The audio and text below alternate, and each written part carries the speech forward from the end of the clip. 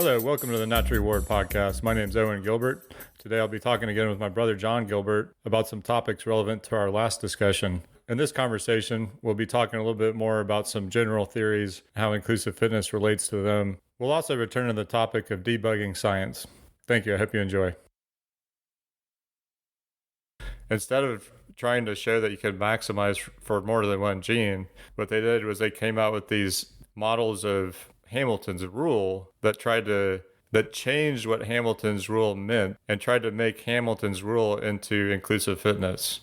And what's Hamilton's rule exactly? It's the RB minus E greater than zero. Relatedness times the benefit minus the cost is greater than zero. It's a condition for the evolution of altruism or restraint on selfishness.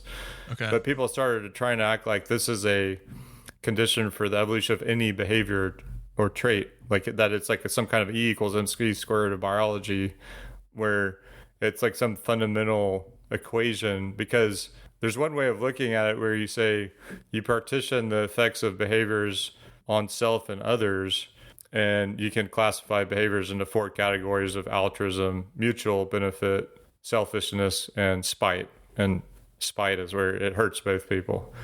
And so it's tempting to think, oh, well, yeah, I mean, you could classify any behavior or trait based on the effect on self or other and explain it according to Hamilton's rule.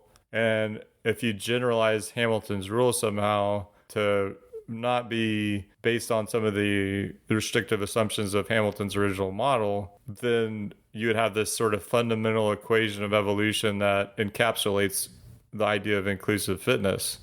So people did that, and they used Price's covariance formula and stuff. And actually, Dave Queller, my former advisor, is the one that is responsible for that.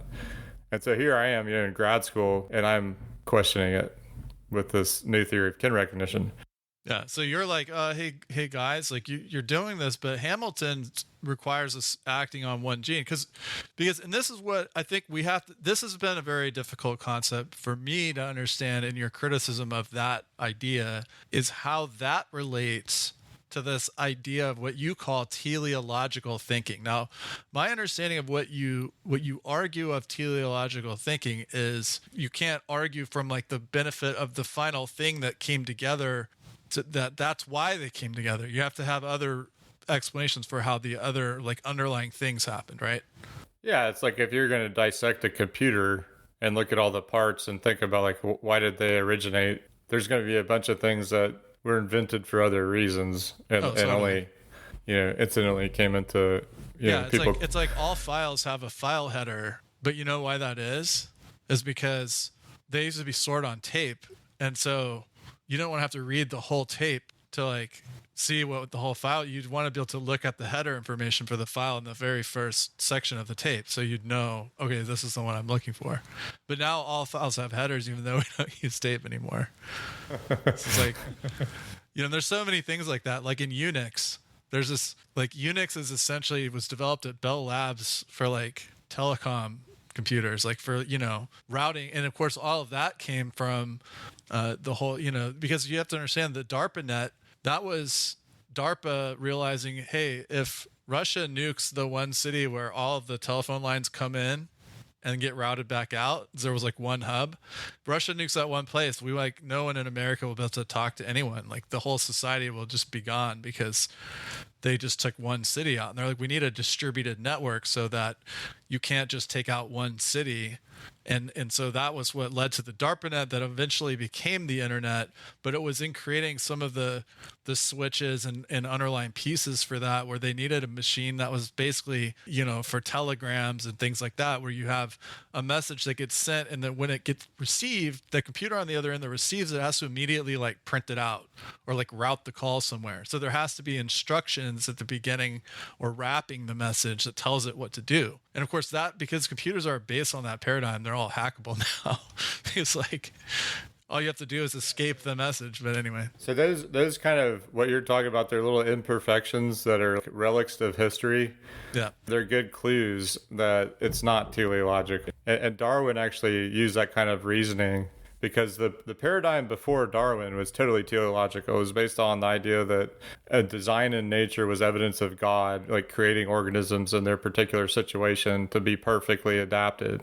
And there's all this scientific research. I mean, we might call it pre-scientific because there wasn't a good relationship between the theory and the data really, but it inspired a lot of collection of data, and people are going out there and studying organisms and taking them apart and describing the parts and how they worked. And that's what allowed Darwin to assemble a lot of his information, was that people had this teleological paradigm. But then Darwin comes along and he used a lot of this imperfection to argue his case that for natural selection being this like historical thing that builds traits really gradually. Yeah.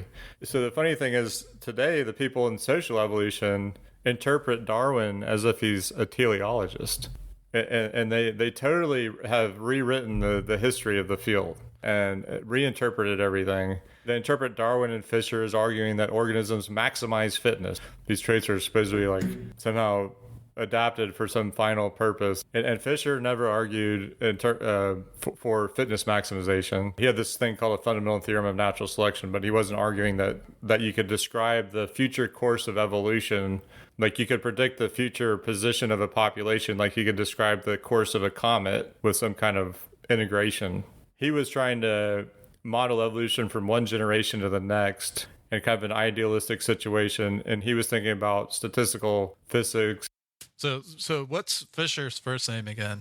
Ronald Fisher. So Ronald Fisher, and he comes along in the 60s too, right? But no, he was much earlier. Yeah, he was 1910 to 1950, 60.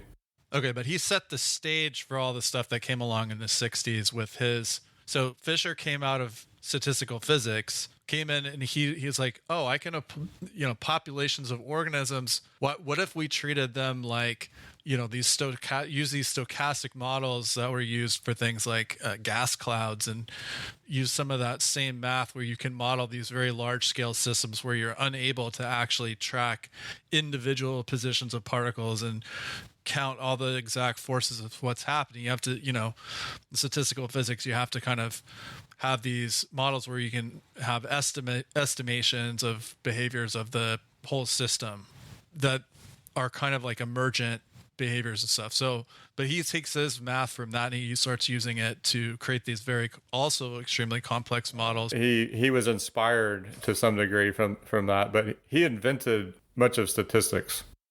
Okay. So a lot of the statistics that's used for lots of things now was devised by Fisher. Like analysis of variance or Fisher's exact test or things like that. Is his math also something that a lot of people have problems with, or is that mostly just Hamilton?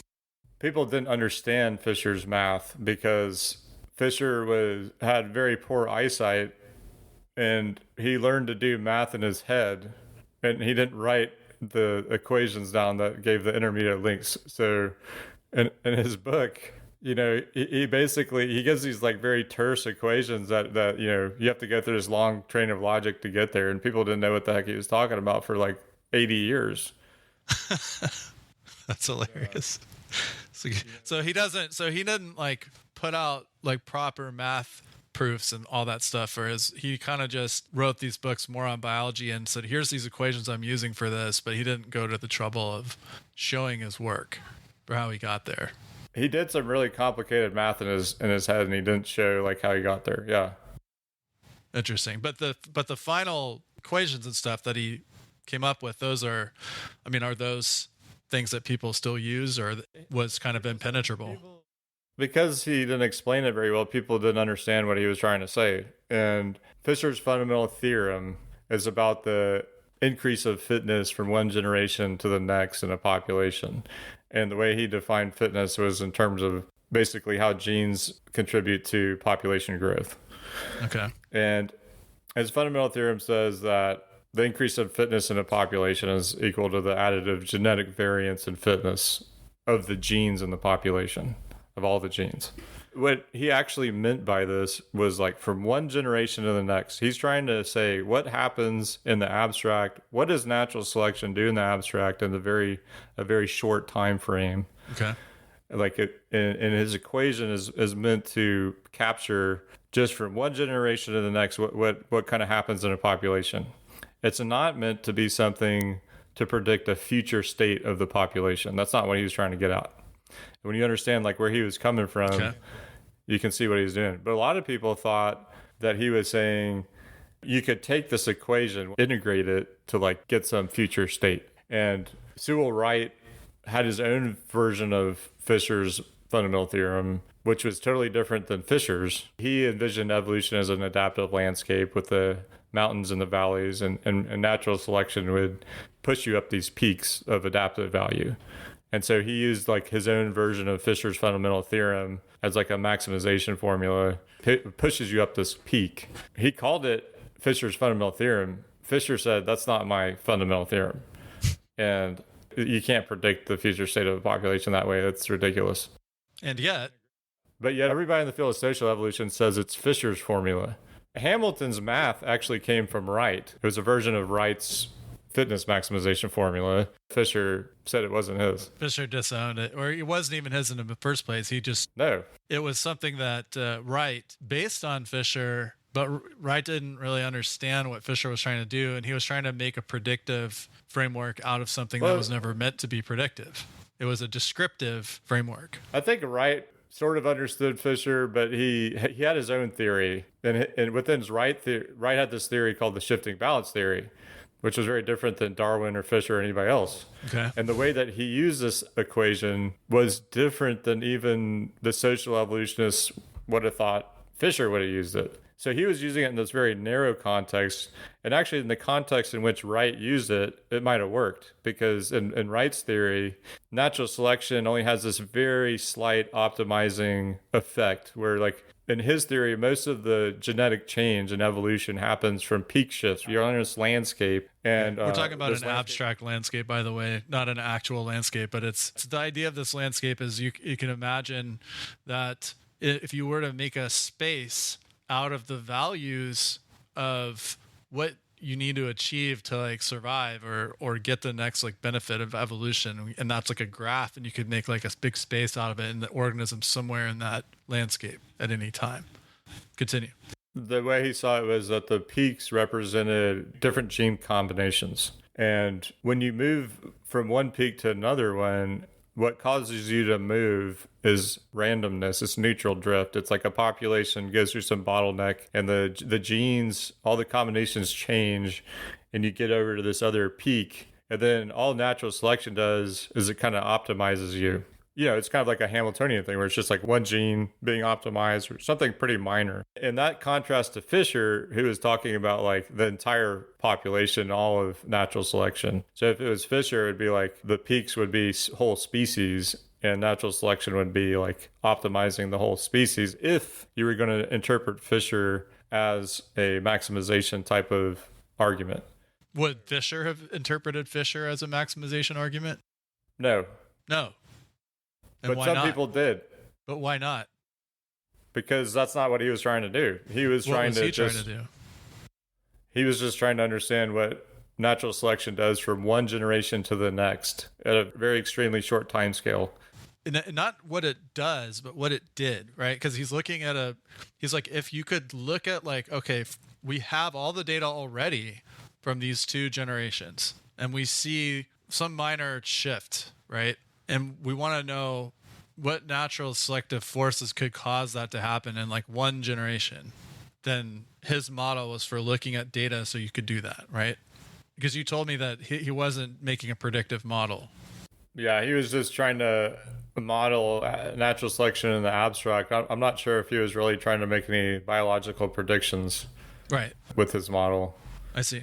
So he's just trying to make a mathematical model that could explain how natural selection would act from one generation to the next of a species, and then, be able to make some analysis of existing data that you might already have about those species during that time. I suppose that's possible. Nobody's ever done that, to my knowledge. To analyze the past data with it? Yeah, because people didn't really understand what the heck he meant until like 2010. So that's maybe what Fisher meant, but like no one's actually used it for that because nobody understood what he was saying. Exactly. Okay, so we can come back to that, but it sounds to me like a bit of a comedy of errors where you have it's sort of almost like a telephone game where one scientist is sort of kind of basing off slightly inspired by this stuff over here, but now sort of applies it and uses it in some other way, and then somebody else sees their stuff and then does it with that, and then pretty soon you kind of have this whole field, that's some version of this idea has come along that's convenient to explain what they were trying to explain, and nobody's going back to the original core of that idea to see if it actually makes any sense. I think that's a pretty good way of putting it, of like a telephone game where like this guy didn't understand that guy, then the next guy didn't really understand that guy, and then pretty soon you're so far from the original idea that you've actually totally missed what it is. We get to the way social evolution is now after this telephone game, and it's anti-Darwin. It's the same paradigm that was there before Darwin in a slightly different guise.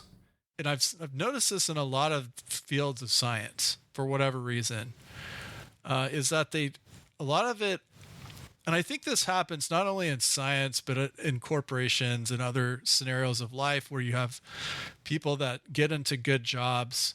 And I think there's a lot of imposter syndrome that goes on where everyone's kind of, there are a lot of people that get into positions where they're actually not qualified for that position, but somehow they ended up there because they happen to, take the right classes and know the right people or something and end up in this job where they've kind of been faking it the whole time, and they know it.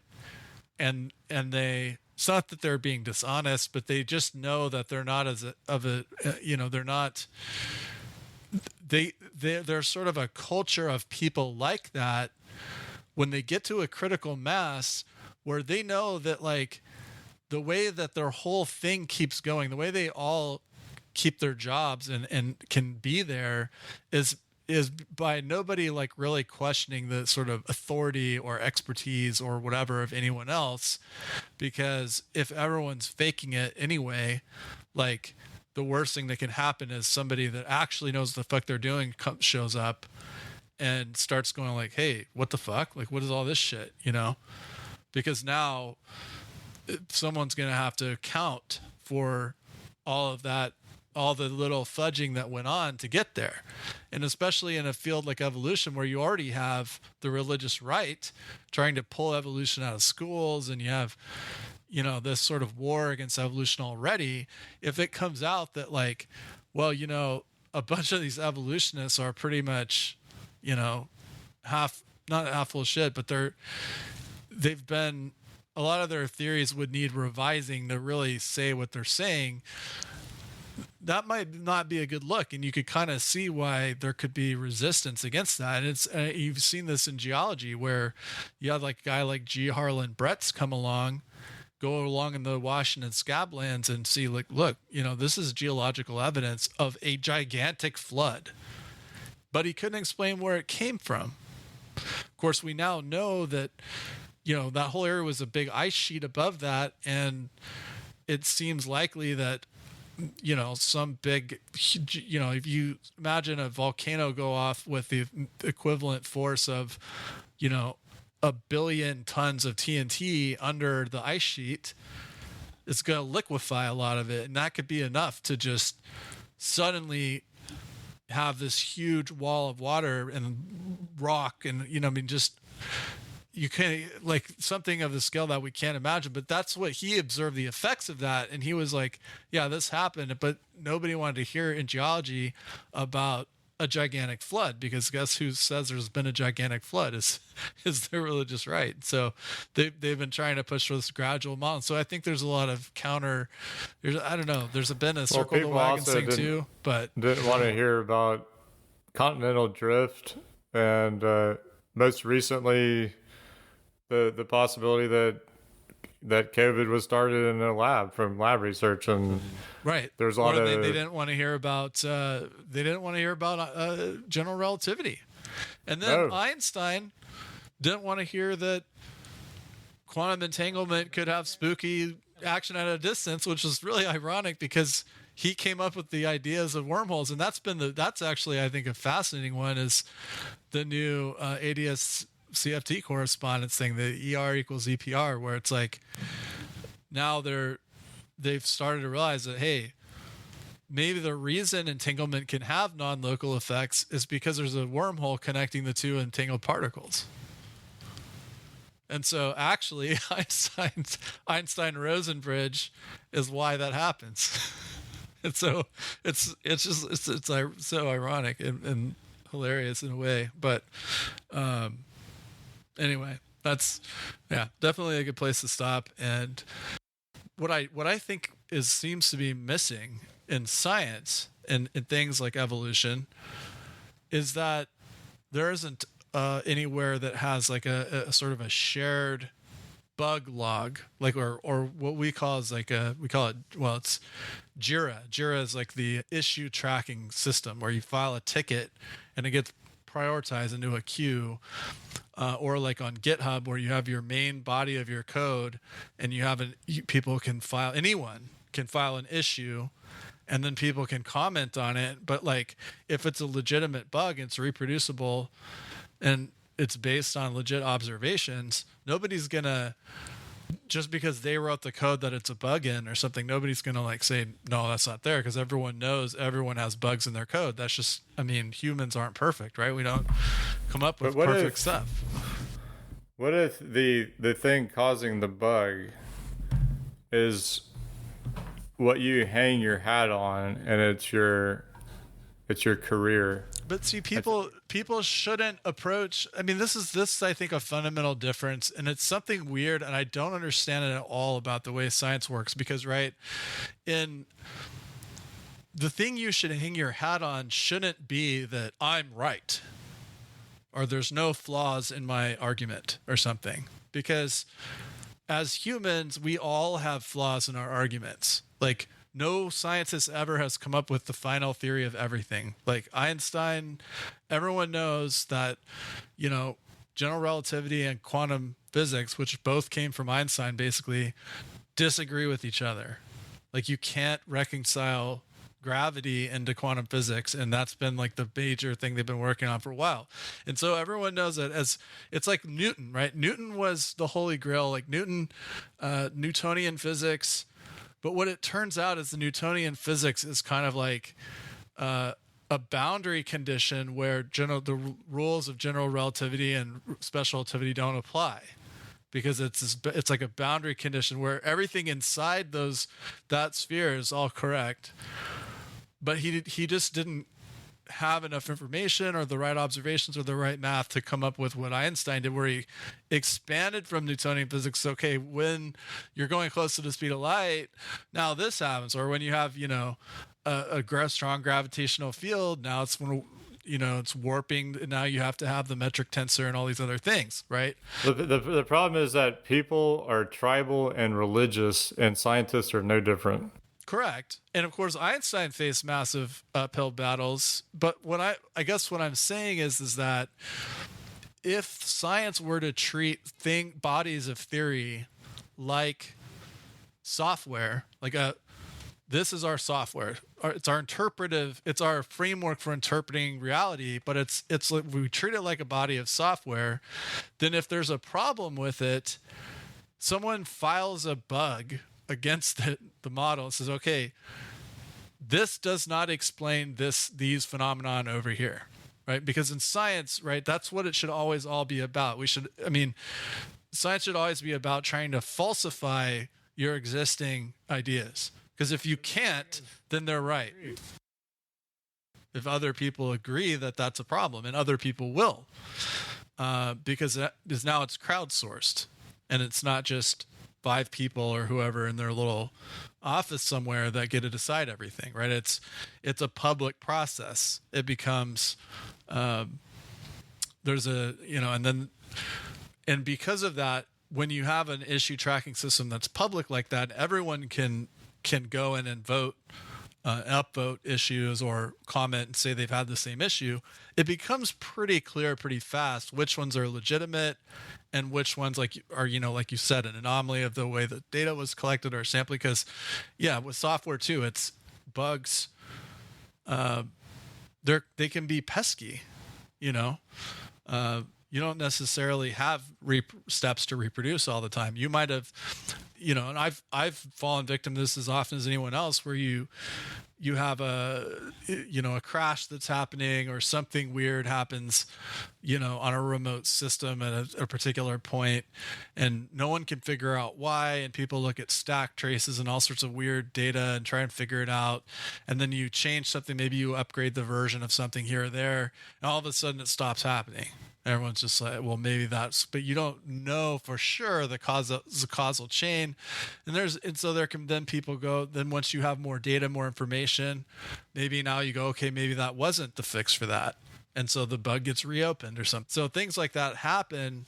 But I think the fact that science lacks a process of public issues like that, and that there's essentially it's still using the printed journal with no comment section, no one can kind of dispute. It's like, we are the official record of this, and if it goes into this journal, then that's official science, but anything that doesn't isn't. And it's sort of like, well, if you're trying to raise a bug, hey, there's this thing that hasn't been explained, or you've come up with a fix for that. What you should be able to do, if this was like if you were like a Linux developer working on Linux kernel, if you not only identified the bug but have a solution to it, you could make a pull request to that repository where you're saying, here's changes I want to make to the main thing, and then the people who are the maintainers of that thing, they can't just not respond to it, as everyone can see that you've made that pull request. And so they have to respond to that. And they could say, well, you haven't written enough code documentation. Like, you haven't written this up the way we want to have it. Like, it's not clear why this is needed or something, right? And then you can refine your pull requests and make it better and add more tests that proves why it's good. Then at some point, they're not going to be able to keep saying no, because you've checked all their boxes. And now it has to go in. I feel like there's some key differences how science evolves bodies of theory versus how software industry does it. And I see similar problems in law as well. I think our political system is also beset by being stuck in this 18th century version of how the system of laws should be revised. There's one journal that's called eLife, and they're making everything public. They're publishing the papers even if it's rejected. So I think that's a great way to do it.